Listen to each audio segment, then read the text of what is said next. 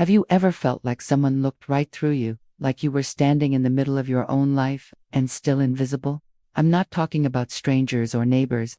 I'm talking about the people you gave your whole world to, your children, the ones you raised, protected, and loved more than your own breath. One day, they're babies in your arms. The next, they're gently pulling the car keys out of your hand and calling it love. That's exactly what happened to me. It was such a simple moment, nothing dramatic, nothing loud. He just walked over, smiled softly, and said, "Let me take care of that for you, Mom." And just like that, he held the keys on something else, something I couldn't name right away. At first, I thought it was just an act of kindness. He was being thoughtful, maybe even sweet, but something in the way he said it, in the way he looked at me, it stayed with me, like a quiet sting. It didn't feel like care. It felt like being dismissed. I stood there, confused, holding out my hand with nothing in it anymore. And it hit me. This wasn't about the keys. It was about control. It was about a silent message being sent. You can't handle this anymore. And that message didn't come out of nowhere. It had been building up, slowly, silently, behind small decisions, soft suggestions, and worried glances. It was like watching my autonomy slip away, not in a storm, but in soft, polite pieces. You see, aging doesn't happen all at once. Neither does invisibility. It creeps in. At first, people stop asking for your opinion. Then they stop listening when you give it. Eventually, they just make the decisions for you, for your own good, and before you know it, you're a guest in your own story. Still living, but not really leading. Still speaking, but barely heard. I never stopped being me. I still have the same voice, the same heart, the same instincts that once kept the whole family moving forward. I remember being the one everyone turned to, the one who drove the car, made the meals, held the calendar of birthdays in her head. But suddenly, those same qualities seem forgotten. And it's like my age has rewritten the way they see me. Not as capable, not as sharp, not as valid. And I wonder, have you ever felt this way too? Have you ever looked around and realized that your presence was being edited out of the picture? If you have, stay with me. Because what I'm about to share next might reflect something you've felt, but never said out loud. What happened with the car keys wasn't just about driving. It was about the beginning of a new reality I didn't agree to. One where I no longer had the final word about my own life. One where every just trying to help chipped away at my sense of self. And the hardest part, I didn't even see it coming. It didn't happen overnight. It happened through care disguised as doubt, through worry dressed up as love. And ever since that moment, I started noticing the little things, the glances, when I reached for the laundry basket, the way they spoke slower to me, like I had suddenly forgotten how to follow a conversation. The way they explained things I already knew, as if age had erased all the wisdom I'd earned across decades of raising a family. There's a difference between helping and deciding for someone, between care and control. And when that line is crossed, it doesn't scream, it whispers. And the whisper is loud enough to echo through your chest at night. If you're listening to this and thinking, that sounds like what I went through with my son, or I never knew my mom might feel that way, then please, say something. Write it down, here in the comments. Let's not keep these things in silence, because silence is what makes us feel alone, and we're not alone, not really. Not if we talk about it. If this story is touching something inside you, even just a little, I'd love for you to leave a comment sharing your thoughts. What did this bring up for you? Was it a memory, a feeling you hadn't named yet? I truly read every word you leave here, and your voice matters. It helps this space become more than just a video. It becomes a place of connection, of reflection, and who knows, your words might be exactly what someone else needed to hear today. Also, if you believe these conversations deserve more space, more light, more visibility, go ahead and like this video. It's such a simple gesture, but it tells this platform and, more importantly, this community that these stories are worth telling. That mothers, grandmothers, elders still have so much to say. And if you want to keep walking through this kind of truth together, I'd love to have you here with me. Just hit that subscribe button and stay close. Because this isn't just my story, could be yours too. And we still have so much more to talk about. So much more to feel, to remember, to reclaim. Now, I want to go even deeper into this truth. People look at me now and they see an old woman, they see the gray in my hair, the lines on my face, and they assume I've faded into someone who needs help with everything. someone who shouldn't be trusted with even the smallest decisions. But the truth is, inside, I haven't changed. I still feel like the woman who once ran a household, who balanced bills while stirring a pot of soup, who remembered everyone's birthday without a calendar, who kept the family moving forward while carrying her own quiet struggles. I still have thoughts. I still have opinions. I still feel joy, sadness, pride, and frustration, just like I always did. My heart didn't grow old. My soul didn't shrink. But now, it's like those things are invisible to the people around me. They only see what I've lost, not what I still am. There's this unspoken assumption that aging equals incapacity, that the moment your hair changes color or your back aches when you rise, your mind must have dimmed too. But that's not my reality. I remember things clearly. I notice details others overlook. I think, reflect, plan, even if I move a little slower doing it. What hurts most is how they stop asking what I think. They make plans without me, speak for me at appointments, assume I won't understand what's being discussed. They say it's love, that they're helping, but the help never asked for is sometimes the help that wounds the most. And I wonder, when did we start confusing aging with disappearance? When did I stop being someone to consult and become someone to manage? I have lived through decades of changes, faced grief and joy, held things together when everything seemed to fall apart, and yet now, I find myself being spoken to with a tone of caution, or worse, condescension, as if I've forgotten how to live my own life, as if my years of experience mean nothing when weighed against the assumption that being older means being lesser. But I haven't vanished. I haven't surrendered my right to think, to feel, to decide. I still recognize myself in the mirror, though the reflection has changed. The eyes that look back at me hold the same fire, the same memory, the same woman who once stood tall in every storm. And this is the part I wish more people understood. I'm still me. I may not move like I used to, but I still know what I want. I still deserve to be heard. I still deserve to be treated like a whole person, not a burden to manage. Now, I want to go even deeper into this truth, into the quiet but powerful reality of what it means to feel erased while still fully alive. Comment here. I'm still the same inside, if these words reflect something in your story too. Now I want to go even deeper into this subject, because the truth hidden behind many gestures of love is often hard to admit out loud, even to ourselves. He says he cares, and I know he does. I've never doubted that. But there are moments when this so-called care starts to feel like something else entirely. Not love, not support, but a quiet surveillance that creeps into every corner of my day. I remember once saying I wanted to walk to the store by myself. It's just 3 blocks down, a place I've gone 1,000 times. I used to take my children there in a stroller, but now, when I say I want to go, the reaction is instant. No, it's not safe. Let me go for you. You don't need to worry about that. They mean well, I know. But what they don't understand is that, in those moments, what I hear isn't concern, it's doubt. Doubt in my abilities, doubt in my awareness, doubt in my right to make decisions about my own movements. That walk wasn't just about buying something, it was about still having agency in my own life. And when that's taken, even gently, it leaves a mark you can't see, but you definitely feel. And it's not just that.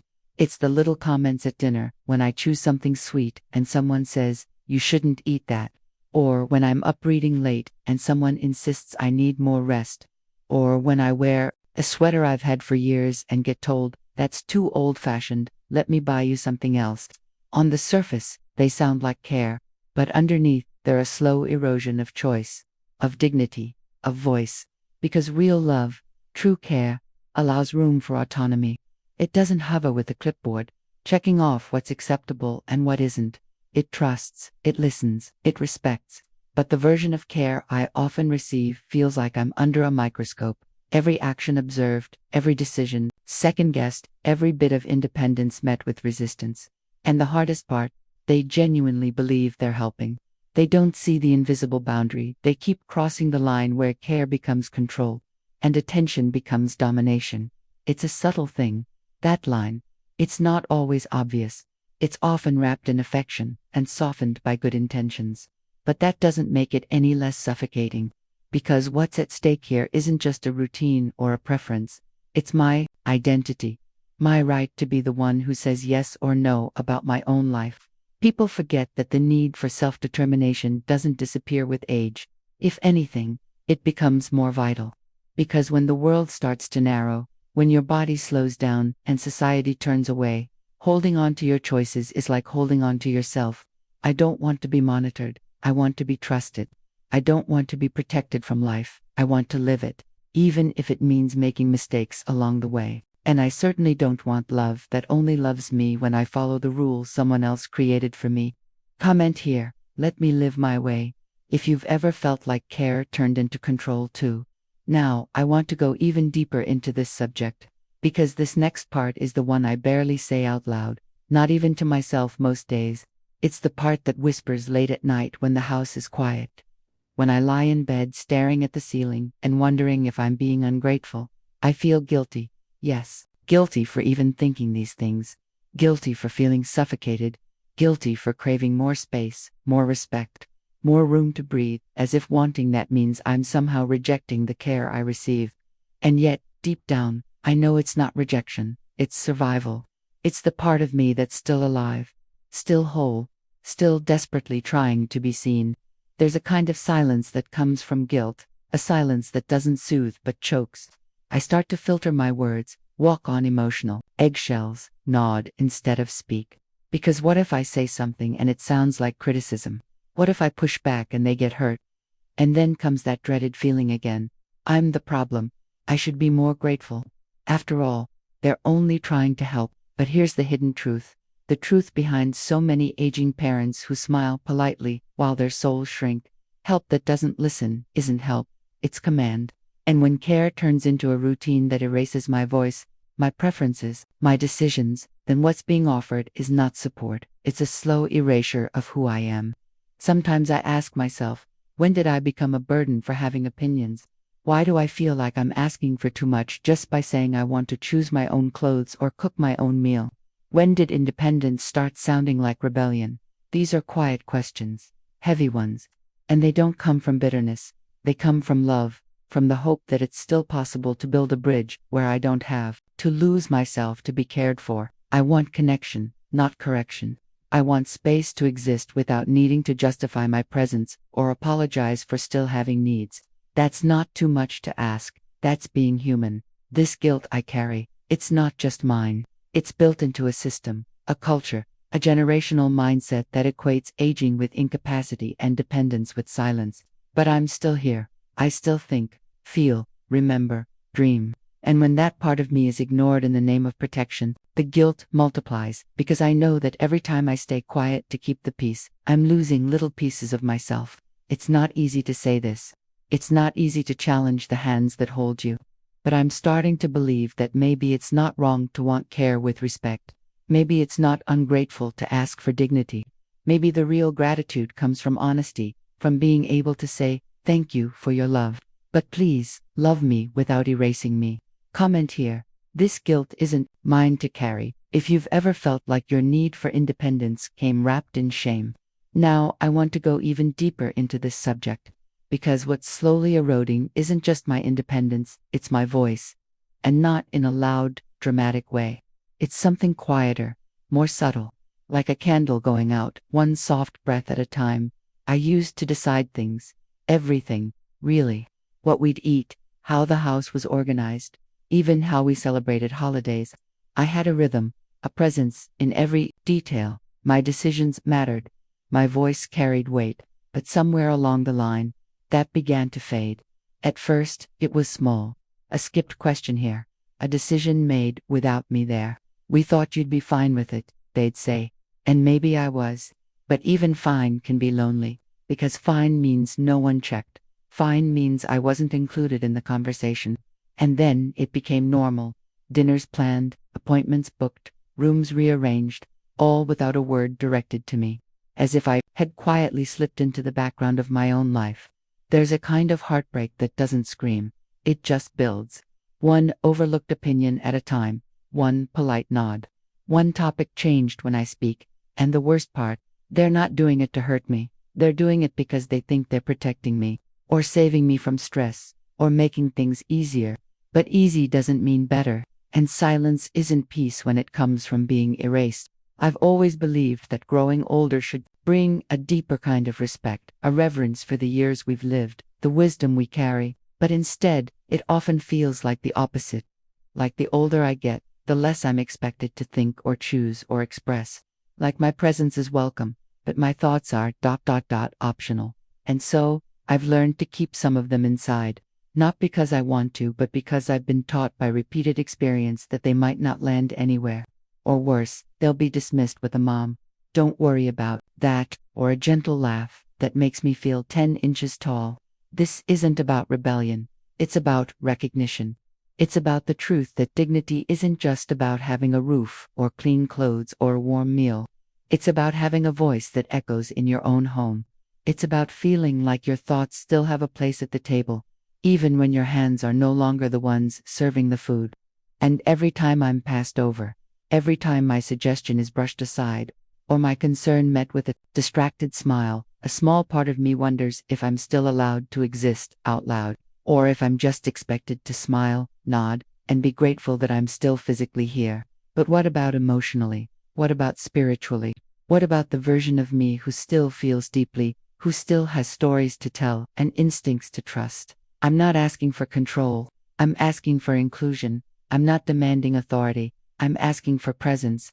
And maybe if more people talked about this, really talked, then aging wouldn't feel like a gradual disappearance, but a deeper unfolding, a quieter kind of power that still deserves to be heard.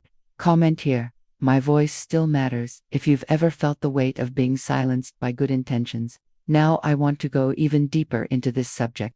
Because, if there's one thing that echoes inside me more than the silence, it's the longing to be truly seen, not out of vanity, not for attention, but for recognition, for presence, for meaning. I wish, oh how I wish he could understand that I'm not asking to be in control of everything again. I'm not trying to relive the days when I ran the house or carried everyone's weight.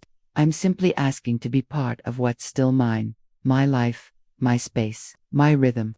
Sometimes, I look at him, my son, the one I once carried in my arms, taught how to hold a spoon, how to tie his shoes, and I wonder if he can still see the woman who shaped his foundation. Because lately, it feels like he only sees someone to be managed, to be protected, to be carefully maneuvered through the day like a fragile glass. But I'm not made of glass. I'm made of stories, of strength, of years that taught me resilience and tenderness. I am made of decisions, countless decisions, that brought him here, that gave him the confidence to believe he knows what's best. And maybe he does, in some ways. But knowing what's best isn't the same as knowing what I need.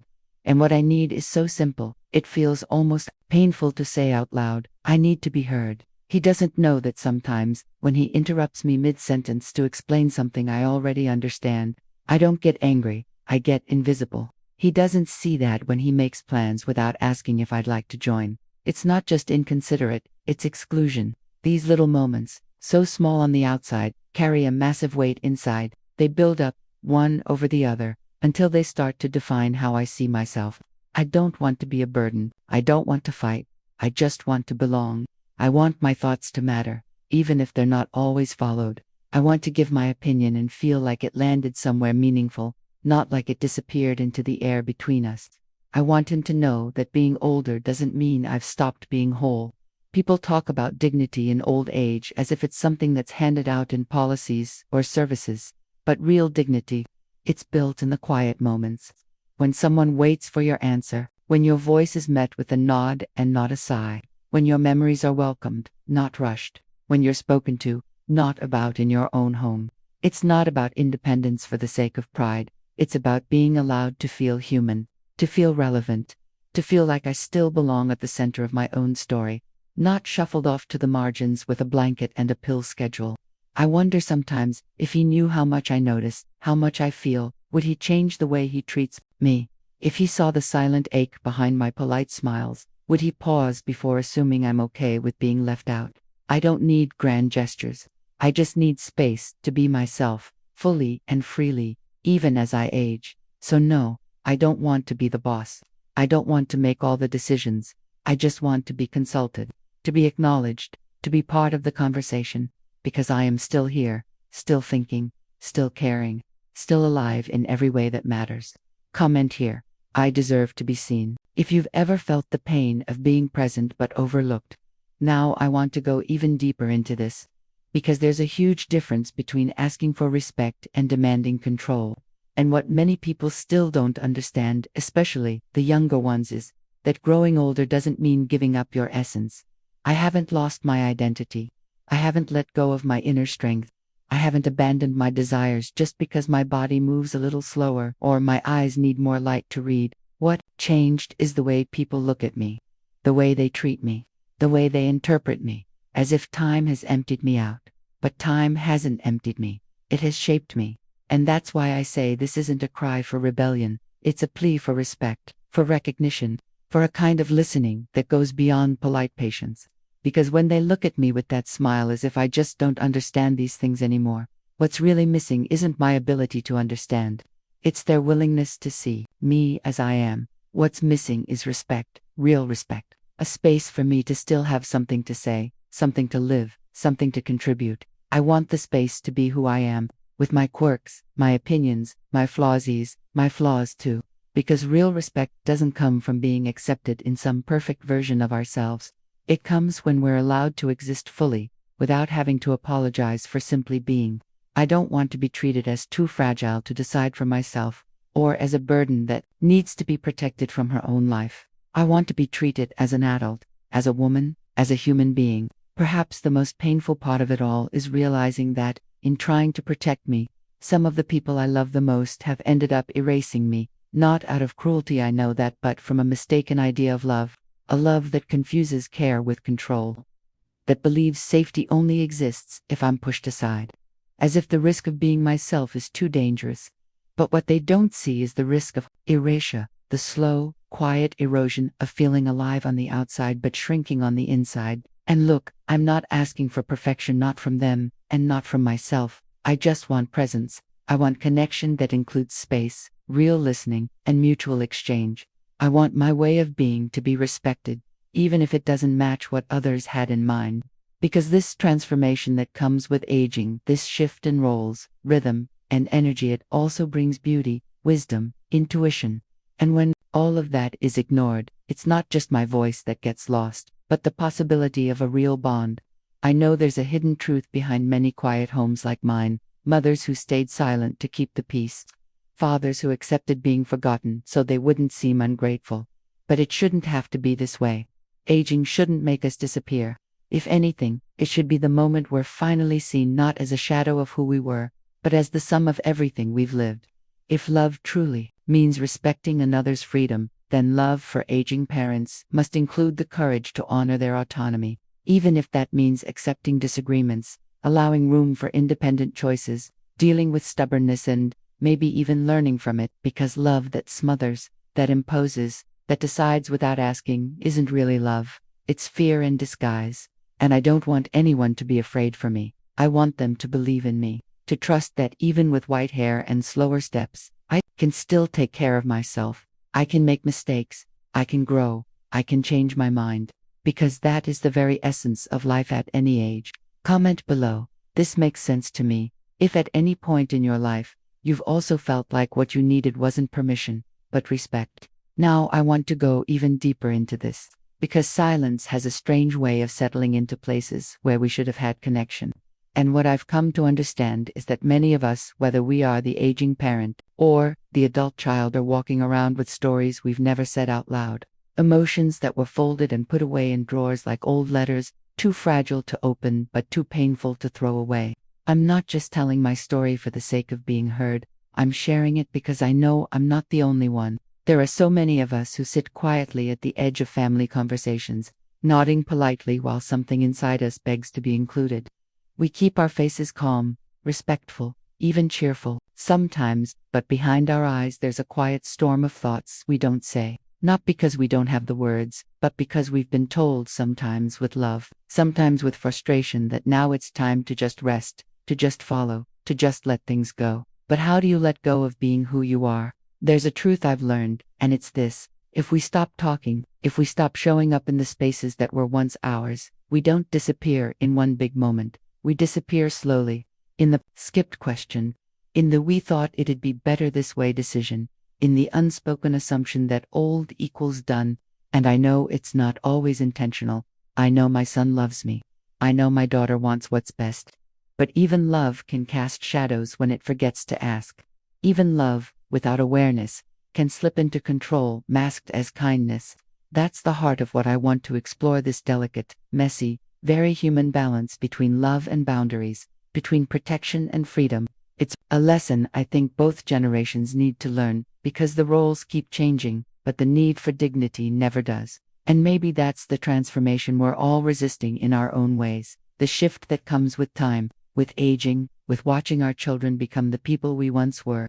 Maybe we fear becoming obsolete in their eyes because we haven't yet found a way to be respected in our new form, but I believe it's possible. I believe this can be a shared journey, not one of blame or resentment, but of deep, real reconnection. Because here's the truth behind the truth. I don't just want to be heard, I want to listen to. I want to know what my children are feeling. I want to understand their stress, their fears, their reasons. But I also want them to remember that their love doesn't mean they have to manage me. I am still learning, still growing, still here. So, if this story touched something inside you, whether you're a parent who feels unseen or a child trying to do your best, let's keep this conversation alive. Right here in the comments. This speaks to me. Sometimes, that simple act of saying it out loud is the first step toward something healing for all of us. Thank you for walking through this story with me. If you made it all the way here, it probably means something in these words, touched your own experience, or maybe reminded you of someone you care about. That kind of connection is what gives these stories meaning. So, if you're still with me, write in the comments, "This message was for me." I'd love to know you were here and what resonated with you the most. If this journey spoke to your heart, go ahead and click like. It's a simple way to help this message reach others who might need to hear it too. And if you want to keep exploring these stories of real emotion, transformation, and reconnection, you're more than welcome here. Hit subscribe and stay close.